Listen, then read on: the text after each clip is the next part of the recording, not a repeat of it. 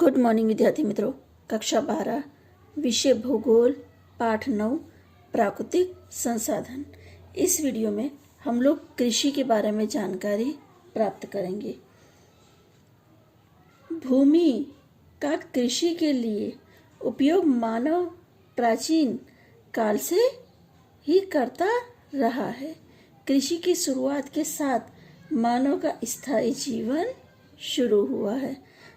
जब तक वो खेती नहीं कर रहा था तब तक वो यहाँ वहाँ भटक कर जीवन यापन करता था, पर जैसे ही उसने खेती शुरू किया उसका जीवन स्थायी हो गया। कृषि का विकास मनुष्य के सामाजिक एवं आर्थिक परिबलों को महत्वपूर्ण परिबल है। इजिप्ट एवं भारत के उपजाऊ विस्तार में सर्दी में खेती की जाती है। भारत में वेद काल में से पद्धतिसर कृषि की जाती है, ऐसा उल्लेख किया गया है। समयांतर संस्कृति के विकास के साथ अनुकूलन जलवायु एवं उपजाऊ कृषि विस्तार में स्थायी रूप से कृषि पद्धति का विकास हुआ। विश्व भर में यह तीव्र गति से फैल गया, जिसके परिणाम स्वरूप ग्रामीण अधिवास अस्तित्व में आया। कहने का मतलब है जो आदि मानव था वो शिकार करता था, पर जैसे उसने कृषि का कार्य शुरू यानी खेती का काम प्रारंभ किया वो एक जगह पर स्थायी रहने लगा। समय बीतने के साथ साथ जैसे जैसे विकास हुआ ग्रामीण अधिवास अस्तित्व में आए, क्योंकि लोग एक साथ रहना शुरू करने लगे, जिसकी वजह से आज जो हम लोग ग्रामीण अधिवास देखते हैं वो अस्तित्व में आया। 18वीं शताब्दी में यूरोप में औद्योगिक क्रांति की शुरुआत हुई, जिसका असर एशिया, अमेरिका एवं अफ्रीका के देशों में हुआ। यूरोपीय संस्था में कृषि क्षेत्र में परिवर्तन आया, उसमें विशिष्टीकरण हुआ, जिसमें गेहूं, धान, गन्ना, कपास, चाय, कॉफी, रबड़ आदि मुख्य फसलें हैं। इन फसलों की मांग बढ़ने से व्यापारिक एवं बागायती कृषि का विकास हुआ। विश्व में कृषि के विभिन्न फसलों का वैश्विक बदलाव हुआ। मक्का मध्य अमेरिका में से विश्व के तमाम देशों में फैला। आलू एंडीज से यूरोपीय देश में भेजा गया और पुर्तगाल भारत में तंबाकू लेकर आए। कहने का अर्थ है कि टेक्नोलॉजी के विकास के साथ साथ खेती में भी काफी परिवर्तन आया। आज की टेक्नोलॉजी के युग में कृषि के क्षेत्र में अमूल परिवर्तन हुआ है। औद्योगिक कृषि में टपक सिंचाई पद्धति, फुहारा पद्धति, माइक्रो इरिगेशन, सजीव खेती पद्धति से खेती की जाती है। सामान्य ऋतु से ऋतु के अनुसार खेती किया जाता है, लेकिन ग्रीन हाउस का उपयोग करके उसमें अनुकूल वातावरण उत्पन्न करके फसलें ली जाती हैं। आज जो खेती का विकास हुआ है उसके साथ साथ जो टेक्नोलॉजी ने कृषि के क्षेत्र में अमूल परिवर्तन किया है, उसकी वजह से या मानव की विकास यात्रा में भूमि संसाधन ने महत्वपूर्ण भूमिका निभाई है। समय बीतने के साथ भूमि संसाधन के कई समस्या भी हमारे सामने आई है। अब हम लोग भूमि संसाधन से संलग्न समस्याओं के बारे में जानेंगे। पहला है खेती लायक जमीन की कमी।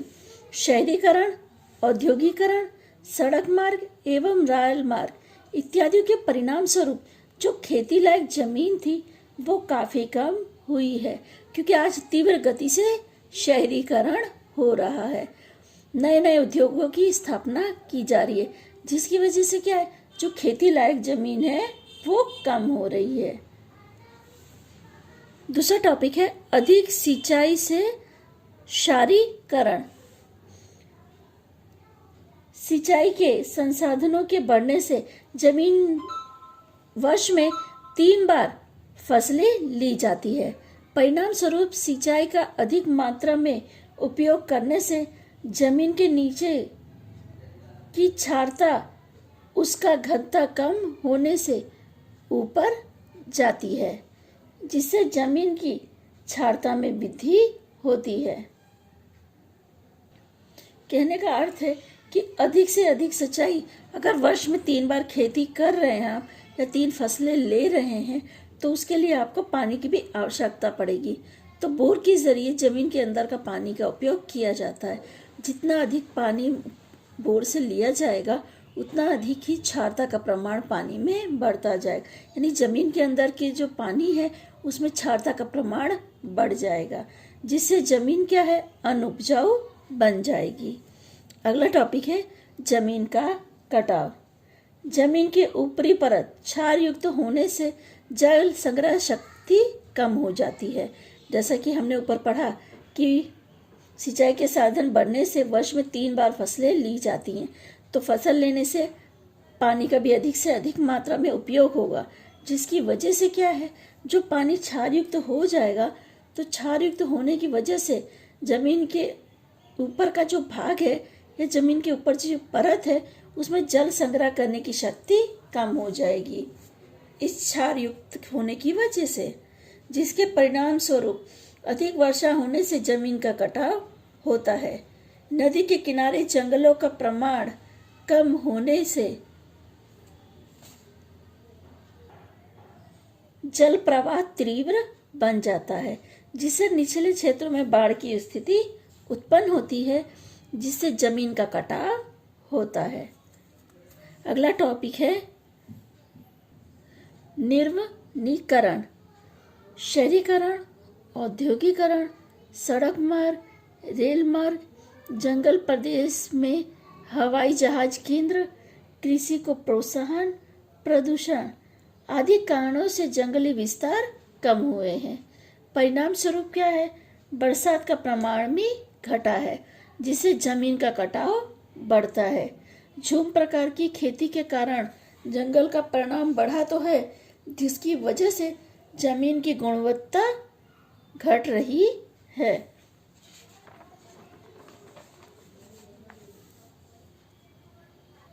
अगला टॉपिक है रूपांतरी या झूम खेती। आज भी कई प्रदेशों में जंगल काटकर कृषि लायक जमीन तैयार की जाती है। भारत के पूर्वोत्तर के कई क्षेत्रों में इस प्रकार की खेती की जाती है, जिसे झूम खेती कहते हैं। जमीन की उत्पादकता कम होने से नए स्थानों पर जंगल काटकर खेती करते हैं, जिसे झूम खेती के नाम से जाना जाता है। अगला टॉपिक है सघन खेती। खेती के लिए सिंचाई, पूंजी, औद्योगिक यंत्रों की सुविधा हो, वहां पर वर्ष में 3 फसलें ली जाती हैं। परिणाम स्वरूप जमीन का उपजाऊपन कम हो जाता है, क्योंकि जितना अधिक खेती की जाएगी जमीन पे, जमीन का उपजाऊपना ही उतना कम होते जाएगा, क्योंकि उतना ही अधिक सिंचाई का, उतना ही अधिक खादों का उपयोग होगा, जिससे क्या है, जमीन की ऊर्जा शक्ति बढ़ेगी तो सही, पर धीरे धीरे वो जमीन उपजाऊपना कम होते जाएगा। अगला टॉपिक है रासायनिक खाद एवं कीटनाशकों का उपयोग। रासायनिक खाद जैसे कि urea, ammonia, sulphate, phosphate, DSP आदि का कृषि उत्पादन बढ़ाने के लिए उपयोग किया जाता है। यानी इन रासायनिक खादों का उपयोग खेती के उपजाऊपन बढ़ाने के लिए किया जाता है। परिणाम स्वरूप लंबे समय के बाद जमीन का उपजाऊ बना कम हो जाता है। कीटनाशकों का जमीन में मिलने से मिट्टी प्रदूषित हो जाती है और बरसात होने पर ये पानी जाके नदी या सरोवरों में मिलता है, जिसकी वजह से उपजाऊपना भी कम होते जा रही है। जो वहाँ की नदी है या जो सरोवर है उसका पानी भी खराब होते जाता है।